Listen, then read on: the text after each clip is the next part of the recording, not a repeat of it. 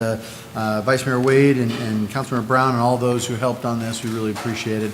It's been a fun time. So we'll reconvene with the regular City Council meeting. That'll take us to item 4, which is report from the mayor.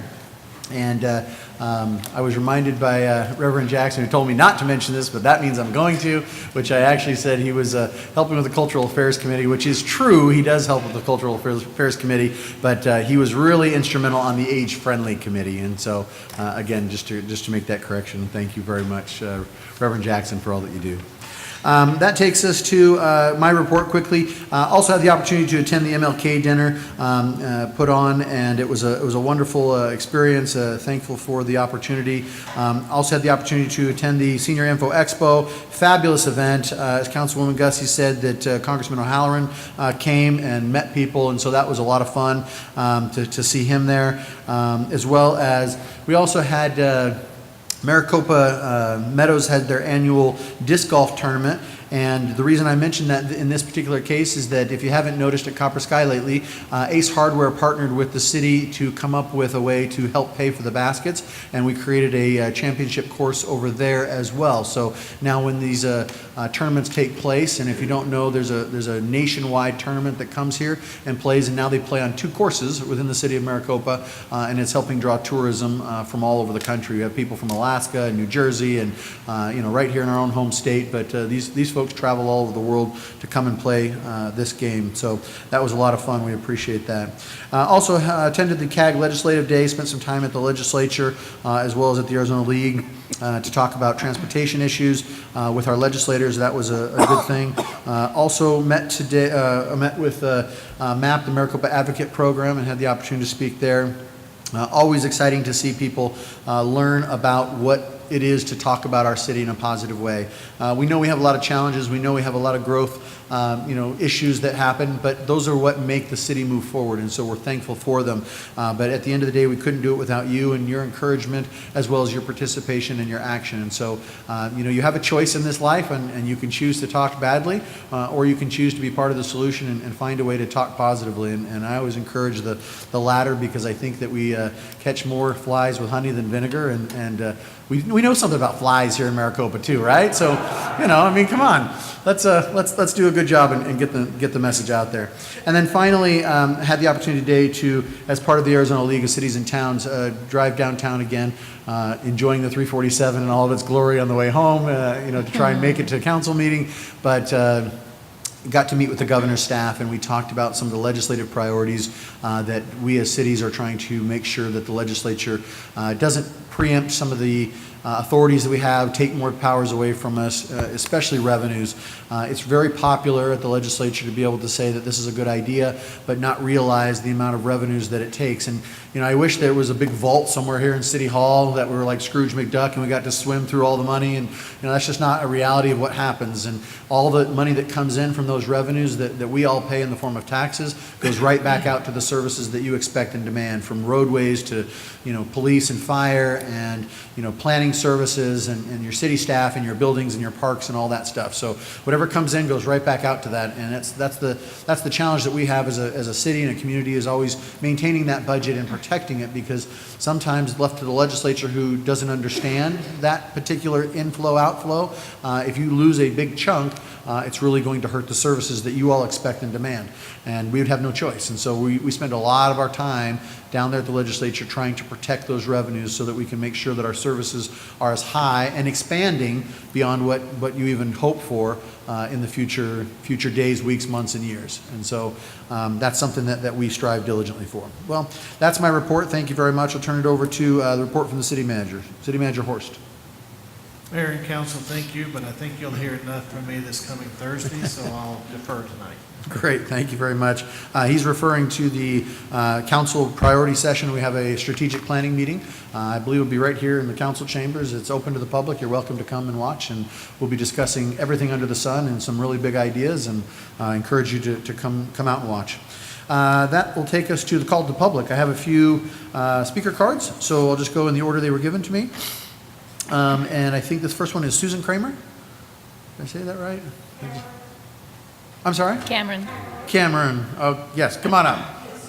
I apologize. I think it's my inability to read handwriting. I'll blame that one on me. Sorry about that. Please tell us your name for the record. Thanks, Susan. I'm not sure that mic is live. Would you press that? There's a little green button comes on there, green light. Oh, thank you. Perfect, The one thank that you. says push. See, you get one, I get one. So, good evening, Mayor Price, Vice Mayor Wade, council members, and everyone who lives in Maricopa. Your Maricopa Arts Council is starting its new lecture series, Inside the Creative Mind. And this will be about the engineering of the arts. We have Tiffany Yazzie, who is our Navajo weaver, and Crystal Hoy, who is a fantastic painter, landscapes, flowers, all that kind of thing. So what we're doing in this lecture series is talking about how we've honed our skills, how we've learned to look at a flower and imagine it in our mind at the end of the project that we're doing, and how it's going to look, and how we want it to convey to the person that's going to be receiving it, with the beauty that we see it in ourselves. So that's our first lecture series, and that will be starting this Saturday at 1 o'clock at the Maricopa Public Library from 1 to 3:30. And the two ladies will be live doing their weaving and their painting, and helping people understand how we get there. So let's see, we're going to have a little bit of refreshments at the end, and a little bit of a talking to the artist session at the end of this. So that's our first set of the lecture series. Next month we'll be having another one with Judith and her piano, and Herman Neuberger, who is an amazing artist. And so that's our events coming up. I think I'm stumbling. Anyway, thank you all so much. Thank you, Susan. Thank We you. appreciate it. Okay, bye-bye. Next, I have Shelley Gillespie. Shelley, come on up. And I only got that right because I've said your name before. But I put in I have something special to show all of you. Let me. Excellent. Okay. Hey, Shelley Gillespie, thank you and welcome to all of you being involved with our festival, Copa Shorts Film Fest. It's wonderful to see all of you and the staff as well. I wanted to show you something I'm going to unveil. We have a wonderful new cover for our program, and this very powerful, gorgeous-looking horse is courtesy of May Tallwing, who happens to be May Donahue in American Life here. And for any of you who are looking for someone to appoint to the Arts Committee, we, I think, have a couple of vacancies. She's willing. Talk to her. Okay. So we have this wonderful cover that will be the cover of the 32-page program, which we'll be getting back from a gentleman who lives here in Maricopa, who's getting us our program. And we're going to be putting it everywhere so everybody can see it. But what we're really about is the talent of our filmmakers. We've got some incredibly terrific films this year, and reviewing them yet again for about the 5th time. We have films from all over the world. We have films locally. Some of them are showing their age in terms of they're not quite ready for prime time, but you're going to see them so you can see how well they've progressed. And our films are multicultural, multi-ethnic. It's a true potpourri of all sorts of wonderful things that you can see. There are films to make you cry and laugh and think, sci-fi, you name it. And we have a most wonderful documentary about the Grand Canyon, and the Hopi tribe has produced it, and the most spectacular photography you will ever see of the Grand Canyon. So I invite you all to join us. The festival is February 23rd, which is at the Performing Arts Center at the high school, and February 24th, right here. And we are so thrilled to be hosted by our wonderful city council, and everyone in the city has been so cooperative and helpful. On Sunday, you'll see college films, other adult films, not X-rated, please believe me. On Saturday, you're seeing the student films, middle and high school films. But we've got some wonderful things going on, and it's going to be an event that family and people are involved in. We've got DECA from the high school, the National Honor Society helping us, and we've got just so many people participating that it is just heartening to feel like we're a community effort, a community service, and something that people love. So I'm looking forward to working with you all on this, and a special shout out to Vince and to Nancy, who've been especially wonderful in terms of helping us with all the behind-the-scenes arrangements. They're getting up early to help us get in here, and they're staying late so that we can get out. And it's just been a wonderful feeling having everybody involved. But I'm so thrilled with the films because in previous years there were good ones, but there were so many films that were rated in the 9 range that we couldn't fit them all in one film block. That's how good the films are this year. So I invite you all to come, and thank you so much for your hospitality. Thank you. Thank you, Shelley. Appreciate it. That concludes the speaker cards. Anyone else like to approach the podium and tell us what's on your mind? Seeing no one, we'll go ahead and close the call to the public at this time and move on to the agenda. That takes us to item 7, particularly item 7.1 and 7.2, which are the minutes. Council, can I have a motion, please? There's a motion and a second. Any further discussion on this item? Seeing none, all in favor say aye. Aye. Any opposed? That motion carries. That takes us to item 8, which is the consent agenda. We had no questions on consent prior to this meeting, and so I will move to approve item 8.1 and 8.2. Is there a second? Second. And a second. Any further discussion on consent at this time? Seeing none, all in favor say aye. Aye. Any opposed? That motion carries.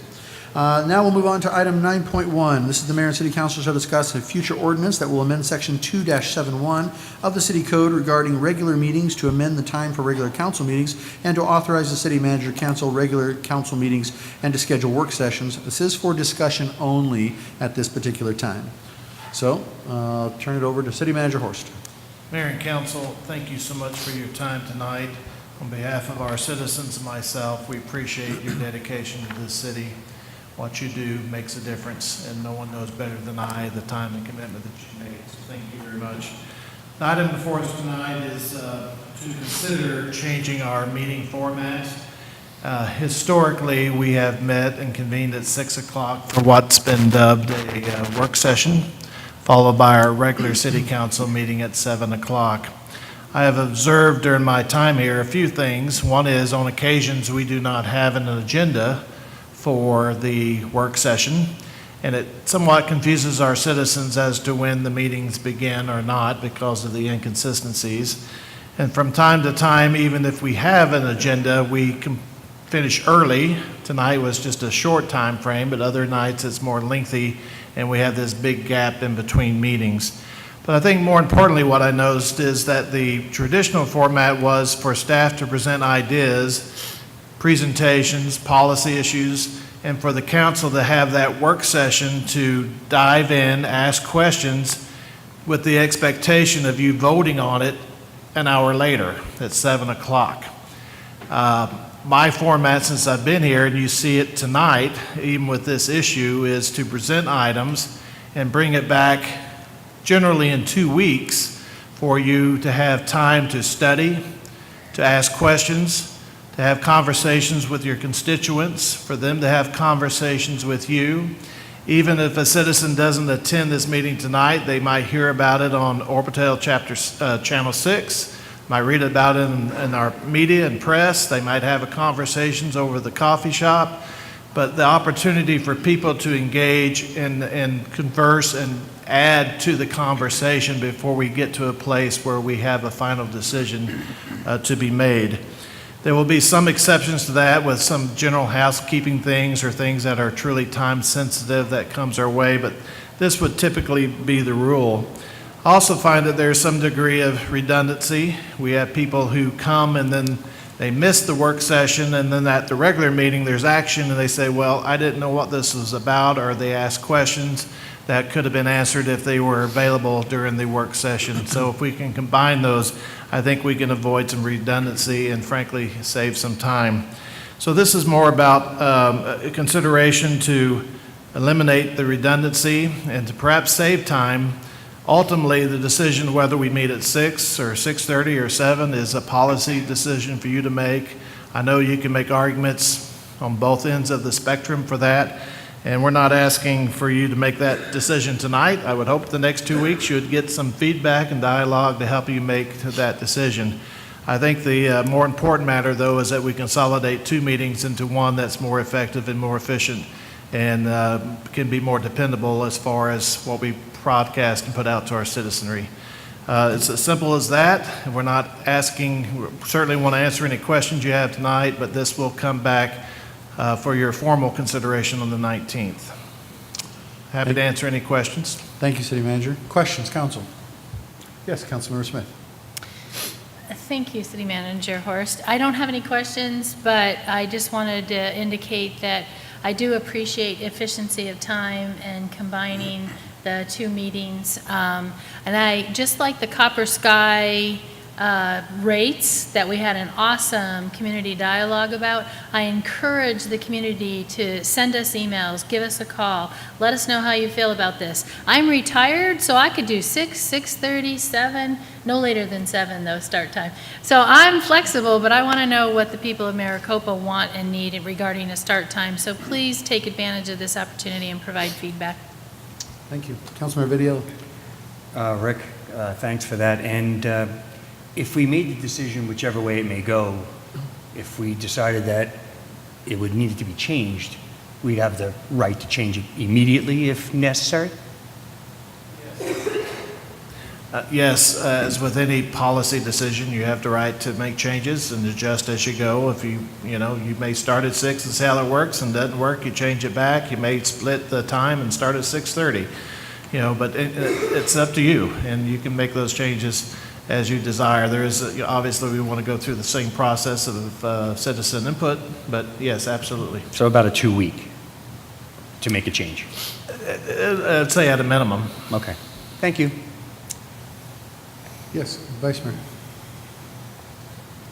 Thank you, City Manager. I'm just trying to be clear. We are going to decide between 6 and 7. We have not determined that maybe 6:30 or 6 o'clock would be the appropriate time, correct? Yes, you have two matters before you want to eliminate the work session and just have the regular meeting. And as I indicated in the report, we will call work sessions from time to time at lengths of time that will allow us to really get into the meat of whatever those larger items might be. So that's the first one. The second one would be if you decide to consolidate the two meetings, then when would you start? 6, 6:30, or 7? Thank you. So I just wanted to, Rick talked to me about this idea a little bit ago, and the initial conversation was talking about the work session. I actually think that it's a good idea to have these work sessions, kind of like the strap plan we're going to have on Thursday, where we can talk about a lot of things in depth over time, come back if we need more discussion on it. I'm trying to be sensitive to those council members, though, that also that have jobs where they work throughout the course of the day, and there's a huge burden on trying to make sure that you can get time off, and what does that count against? Is it sick time or vacation time, or do you have the flexibility or not? And granted, there will be things that we can change in the future, but I think that just giving some food for thought. While we're not making a decision on this tonight, I also try and think about the ability for people to get here. And I want to separate these issues. So I agree with the work session. I agree with putting it into a time to time. I agree with putting the discussion points on the regular session. But I think there is some amount of kind of the assumption that if we're going to have a lengthy agenda, for a given night, and Rick is the one who puts the agenda together, clearly you can make that determination as you think that something's going to be a long discussion. If we were to keep the regular meeting at 7 due to either public outcry or the fact that it takes time for people to get here, I think of all the presentations we do here over the course of the year and how many people can't get up to 3:47 in time, and so making a 7 o'clock session is kind of important. And so I'm just trying to think about how all that plays together. But what I'd like to see there is I would like to see some flexibility in whatever we determine. And this is kind of on the legal side here. So, Dennis kind of helped give us some guidance. But, in the past, there have been times and opportunities where we haven't needed a work session, but we've needed to start the regular session early. But because the code said we started at 7, we're really kind of hamstrung by that because it says we have to start at that time. And while we want to create a system of regularity for people to count on, at the same time, there is a certain amount of saying, well, but this was a special occasion where we had so much going on, we didn't want to be here till midnight, but that's what we end up being, is because there's too much, and we don't have that flexibility. So I would like to see that built into it. I'm going to convey a bit of and I say this just because I think that it's important. I believe that checks and balances in government are really important. I think that the ability to make sure that we're all doing our part is really important. And so I just want to put this out there for the city manager's thought, for legal's thought, for your all's thought. One of the things that I'm having some difficulty with is the ability for the city manager, and please let me preface it by this, is that never in a million years do I suspect that myself or the city manager, Horst, will abut heads to the point where we're not getting along, okay? I know his personality, I think he knows mine. That's just not us. But I do look to the future, and I do look to the past, and there is a time in which, you know, the city manager clearly puts the agendas together, but the mayor also has the authority to call a meeting unilaterally. And I worry that if we put together something that says the city manager can cancel a meeting, so what happens when the city manager and the mayor are butting heads, and the mayor calls a meeting and the city manager cancels it, and the mayor calls a meeting and the city manager cancels it, and that becomes a perpetual problem for something else. Now, I know that's a worst case scenario, and again, please understand that I never in a million years suspect that Rick or I would ever have this problem. But I'm just trying to think about the checks and balances as they move forward, and how do we do that. So I'm just laying that on the table. I think that there are workarounds. I think if we add something to to this, and as I read this, I do read that, clearly it says in here that, that the city manager would then notify, all members of council, notify the mayor, notify the clerk. But again, what is the premise by which that is allowable? And that's what I'm trying to raise in the checks and balances that we provide for. So again, not that we can't find a workaround here or that we can't find something to satisfaction, but I wanted to raise that issue, that it does worry me that should there ever come a future time where that becomes problematic, I think that makes us look really bad because it's a problem. So, City Manager Horst. I think you make a valid point. The intention was innocent for when we have unexpected things. Absolutely. But I think we can solve that very easily by saying, with the consensus of the mayor, meaning that we both agree that we can move forward. So I would, recommend that the legal consider some amendment to that effect. I think that would probably avoid some of the conflict. It's intended to not have to convene a meeting, the council meeting. Right. And again, I can't stress it enough. I never anticipate that problem, and I fully understand the innocence of it. But I think that, just from a public's perspective and from a council perspective, our job is to look at the unintended consequences as well of legislation, and sometimes we have to look deeper into them to have a good comfort level. So again, just clearly trying to make sure that we have a balance of power here in the way that the council manager form of government is set up, so that we protect that moving forward in case there ever is a time upon which that kind of choke point happens. So again, And I Mr. think Mayor, that's a just a good quick point, solution. you still have to have a council meeting at least once a month. Correct. So Correct. that's still in the code, so we would only be able, or the city manager would only be able to cancel one meeting if there wasn't work there. And while I know we're addressing regular meetings here, I think because I didn't have a chance to read the entire code that we're repealing, but we do repeal that entire section of the code, and so again, without looking at the details here, I want to make sure that I can think of meetings that in my tenure as mayor, I've only called perhaps 2, maybe 3, Vanessa, special meetings, 2 of which were hey, you need to do this because this is how we move the budget forward or whatever. But there is one meeting I can think of that I called on purpose, and that was to convene the council so that we had an understanding of a given position here that I think turned out really well because we were all in agreement of what we wanted to see moving forward.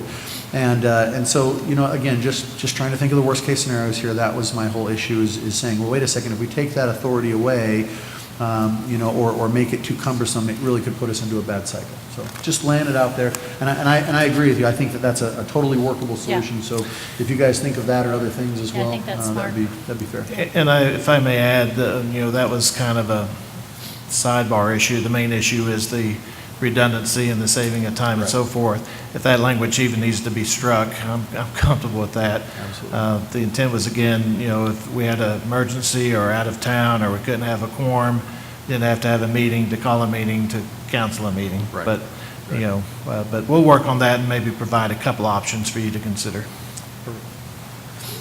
Anything else? Anyone else have any discussion points at this time? Anything you want staff to think about, or should we just come back here in a few weeks when this comes back and present the ideas that we gather from the community, et cetera? So, Councilmember Smith. So while we're receiving feedback from our constituents, I am interested in those council members who do work out of the city and what kinds of thoughts you have so that I can take that into perspective when I'm receiving feedback. Councilwoman Gussie. I'll chime in. I never want to overburden our constituents. There was a time I sat on this council where a council wanted to push back the comments from the public to the very end of the meeting. And we can only speculate as to the reasoning behind that. But I would never want to overburden our public. And because that 347 is getting more and more difficult for them to come into town, it's for me to come into town, I have to leave an hour and a half early, just to assure that I'm here in time. So seems like the last 6 months, it's added to my commute because of the traffic. So the later, the better. And I think for the most part, most of our constituents that want us to be here are traveling from outside of the city to come back here to be at one of the meetings. So I would agree that a later time start would probably be better. It's not only for me, it would be great for me, but also for the constituents that want to come in and actually be here in person. Vice Mayor. I tend to agree, having to make that 347 trek myself coming back here. I've gotten accustomed to leaving my office in sufficient enough time that if something happens on the 347, I can still make the meetings and have not missed any as a result of it. But I think the later time would be easier to manipulate with and easier too for the community who wants to attend. I know that there are times when in our personal home situation where we have to pick someone up from daycare or from a class or something of that nature, and it's delayed for that process that doesn't allow for people to come and be in the city council meeting in that time. So, but if we're not exceeding 7 o'clock, for me, I'm within the range. And that's for me personally, but I'm within the range of being able to be here on time. Thank you. Anything else this time? Yes, Councilmember Manfredi. It's important to note that we're starting at 6 o'clock now for work sessions, and the plan is to take the work session and the regular meeting and smash them together anyway. So if we stayed at 6, it would be the same time we start our work sessions now. If we have one. Sometimes we don't have a work session, but it'd be at the same time. So I would like to hear from everyone else, and especially everyone out there when they start yelling at me about it. Is 6, 6:30, or 7 better? I kind of like 6:30, but I don't know if 6 or 7 is better or whatever it is. But for me, 6:30 sounds pretty good. Up to everyone else too. And I just want to add again, it is true that we start now at 6, and I can see so many value in moving the regular session to 6. But at the same time, I think of the difference between a study session at 6 to 7 versus the actual regular, and when people get back to the city and when people can get here to participate in some sort of event or presentation or something that we do so many times throughout the course of the year in these meetings. And again, I understand it pushes the night later, but the challenge is if we want them to participate, then we can't exclude them by saying they didn't get a chance to leave till 6. The other thing I think that's interesting to note, or a point to note, is that not only do we stay open till 6, but a lot of other folks do too. And so from just a personal side of this, as the mayor, there are a lot of things where I am working with other cities or other meeting times or et cetera that I don't leave until after 5 to come back here. And so if we're saying, move the regular session, it's a little harder there too. So again, I'm not opposed to splitting the baby and trying 6:30, keeping round numbers and moving it to 6 or just leaving it at 7. I'm just trying to get all the feedback and lay out all the things on the table here so that we can talk about these concerns, listen to our public, and hopefully make the best decision in the upcoming session. So, all right. Anything else? Yes, please, Councilwoman. Just wanted to add, at least myself, and I'm sure Vice Mayor Wade, we knew what we got ourselves into. So if it stays at 6 o'clock, trust me, I will make every effort. I will be here on time and so forth. But just out of convenience for the public coming into town, I just think it'd be better a little later. Okay, well, thank you. I appreciate laying that information on the table for discussion, and we'll continue to talk to make sure that we have some of those things ready to go when it's appropriate time to bring back. So that takes us to item 9.2 this time, which is discuss future ordinance that will amend section 2-823A of the city code regarding council's standing subcommittees to eliminate the marketing and communications subcommittee, eliminate personnel and benefits subcommittee, eliminate the legislative affairs subcommittee, and revise the budget to say the budget finance and operations subcommittee, which I think the revision is to say budget and finance subcommittee. So with that, City Manager Horst, and just as in preface to that, clearly, you'll go into some of these things, but these are council subcommittees that are standing, and we used them extensively in the past when we were a young city, and we've carried them forward. But as City Manager Horst mentions, we haven't used several of them for many years because we don't quite do things the same way. We've grown up and matured, and we have a larger staff, and so some of those things don't need that meticulous oversight per se, if that makes sense. So we still, clearly the council oversees these things, but there's certain things that we've been able to push to staff. And so, again, as a 2-cent preface here, I don't know that too many people up here are going to be terribly burdened by the fact that we're talking about getting rid of more committees that they have to attend, but take it away, City Manager. Thank you, Mayor and Council. And just for further clarification, this is not in reference to any of the city boards, commissions, or committees where the council appoints people. It's for standing committees of the members of the city council. At present, there are 4, and actually, I had a lot of digging to find the 4th one. But the Personnel and Benefits Subcommittee, the Legislative Affairs Subcommittee, which is the one I had to go to the deep dungeons of the basement to find, the Marketing and Communications Subcommittee, and the Budget, Finance, and Operations Committee. As the mayor amply said, that a lot of these were done in the time when the city was young. It was very, we matured since then. We have professional staff. We have policies in place. We now have better guidance from the state and other organizations we belong to. The Personnel and Benefits Subcommittee, personnel is so nuanced now with its rules and regulations. We have to be very careful what we do.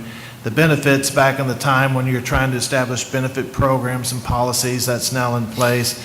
And discussion on benefits today really relates to how do we finance it, which is more of a budget discussion. The Legislative Affairs Subcommittee, I believe, was formed about 4 years ago and has never met. It's not credible. Right. Like It 2. was born about 2 years ago, Yeah. and never reached the 2-year difficult stage. What 2-year-olds, terrible twos, Terrible never twos. reached that stage. So it was just the mayor, myself, and Vince. So that was pretty much it. The other one is the Communications and Marketing, which hasn't met for quite a while now. And Finance and Operations, Budget, Finance, and Operations were recommended to be kept, but to be revised a little bit to be just the Budget and Finance Committee. And then we've offered some language as to what their job would be. Operations, as far as finance and budget, is covered in finance and budget. Otherwise, it's really the domain of staff who to handle operations. So our recommendation, and again, we'll have 2 weeks for review and comment and discussion, is to eliminate 3 of these subcommittees and amend the last one to revise the budget, finance, and operations to just budget and finance with the scope of work that we've identified in the proposed ordinance. And that's our recommendation to you tonight. Thank you, City Manager. Council, questions, concerns? Yes, Councilwoman Gussie. I'm sorry. I sat on one of the committees, the committee for the healthcare. I can't remember, the Personnel and Benefits Subcommittee. Will you be getting information directly from the employees regarding their health care benefits when the time comes? Yes, we have, the open enrollment period every year. We generally have a health benefits fair or something to that effect, where we alert the citizens, our employees as to what programs, any program changes, any fee changes, all those type of things. We also are very involved with those discussions as we look at our MOU discussions, negotiations with our unions and so forth. Our fitness program is out there repeatedly with our employees and so forth. Obviously, if there's a special need or something coming up, we can always come back to you.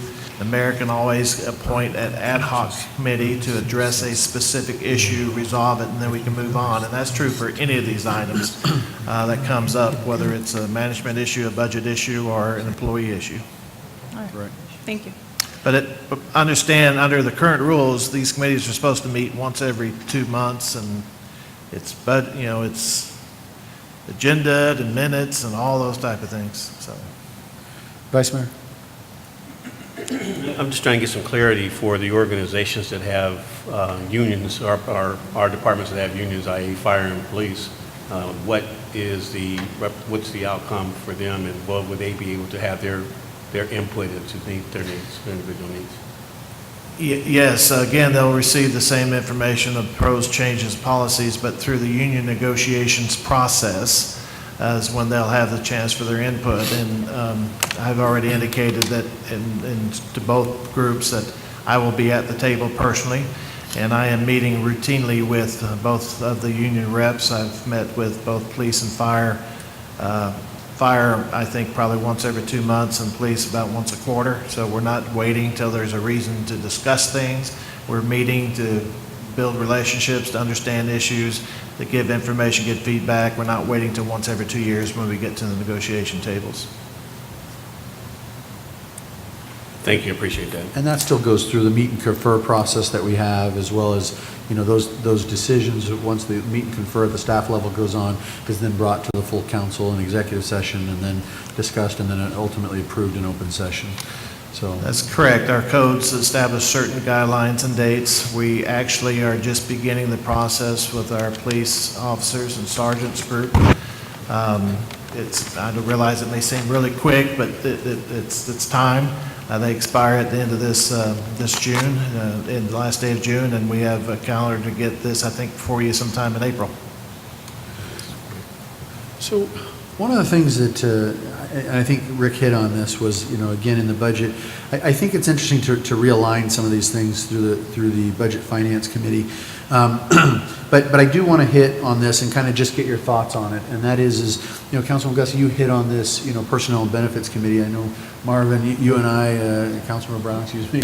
Marvin's okay. We've known each other long enough. Yes, we're good. So, but I think at the end of the day, we've sat through some of these very lengthy, personnel benefits meetings where we were talking about, healthcare and the cost that healthcare is and what it is and how we, have to adjust. And I remember, in the old City Hall, 30 hours of negotiation when we moved from, one type of company and a PPO to an HSA and a high deductible and those types of things and how we would deal with it.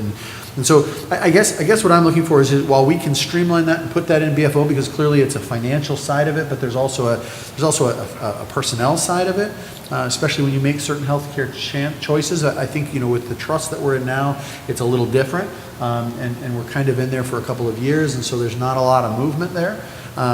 But at the same time, if council wanted to, and you wanted to put that out there to staff to understand, from the dais, we could certainly call, an ad hoc committee to, focus on that when that time came again, and we could appoint, a couple of council members to be on that type of personnel and benefits for new insurance carriers. Yeah, to deal with the insurance carriers and that type of thing. So whatever way you decide to go, I'm fine with, but like I said, I just wanted to put that out there. I'm not suggesting keeping the personnel and benefits, but suggesting that either we throw it into BFO, but then that's more for, and I say I'm going to take a while to get rid of BFO, and I apologize, budget and finance. But we can leave that, it's just more for that committee to do, or we can say, when that moment happens, 2 years from now, whatever, we can create an ad hoc committee to just study that. I support that. Whatever you want to do there. Yeah. Okay. Anything else? Any other questions on this, concerns? Yes, Councilwoman. I'm going back to what you had said earlier, and I put my full trust in you, but I do recall a city manager that went a little rogue and would give educational benefits to his favorites. So are we going to implement certain things in this place where the city manager doesn't pick and choose who he wants to give certain benefits to and who he doesn't? Well, my problem is I have 248 favorites, or whatever that number is. Good answer, good answer. That's what I tell my kids. All my 3 kids are my favorite. Well, the program exists for those people who want to better themselves, but at the same time better the opportunity for the city, which we all benefit from. And everyone has equal opportunity. Now, the only limitation is the budget, so sometimes it's based on a first come, first serve. But I can't imagine if they meet the rules that are set forth in the policy, there is no wet guessing. There is no selection. You either meet the policy rules or you don't, and if you do, you move forward. And that really is just an administrative matter, and it's not a choice I would make. So I would encourage a lot of our employees to take advantage of it. Yes. Many of them do not. And I may occasionally say, why aren't you taking advantage of it to someone? But like I said, I have whatever our count is, 248 or so favorites. Yeah, but I think, I don't know, you understood my question. What would assure us that certain things aren't taking place behind the scene from our city manager? And like I said, I have full trust that you would never do anything, to... Well, I think one of the things that's unique about this city is, we may have a title of council member or mayor or city manager or employee or citizen, but we all have the ability to talk with one another. And this particular city manager does not have an ego that says, no, you can't talk to the council, everything has to go through me.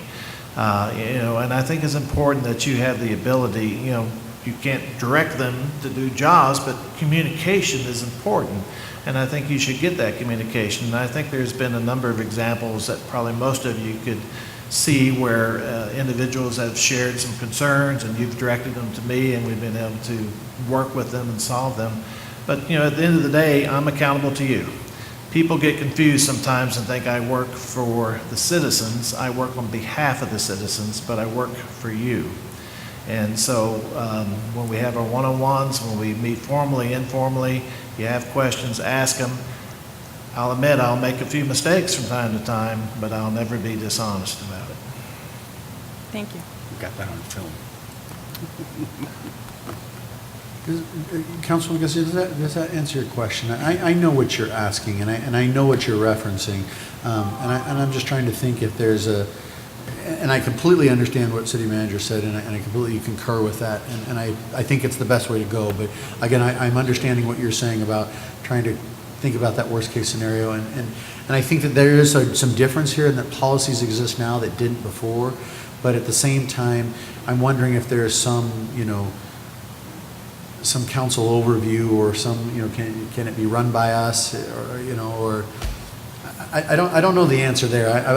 But I know what you're asking, and maybe that's an offline question that we're able to delve deeper into, or you are personally, so that we can kind of figure out what is that little check and balance there that kind Can of I gives that suggest the assurance. checks and balance? If I don't do my job, fire me. Yeah, exactly. No, absolutely. But I plan to be here. Definitely. Thank you. So, anyways, we can talk that more later. Any other questions, concerns, issues? That makes sense to me. So, thank you very much. I appreciate it. Anything else, council? If not, that completes our meeting for this evening. We have an executive session to go to, so you all can go home, but we got to go back to work. So, with that, can I have a motion to move to executive session, please? So moved. Motion and a second. Any further discussion? Seeing none, all in favor say aye. Aye. Any opposed? Are Motion you carries. happy we're Thanks. going back to work? What was the clap for? Get a little Jeanette. extra out of your tax dollars.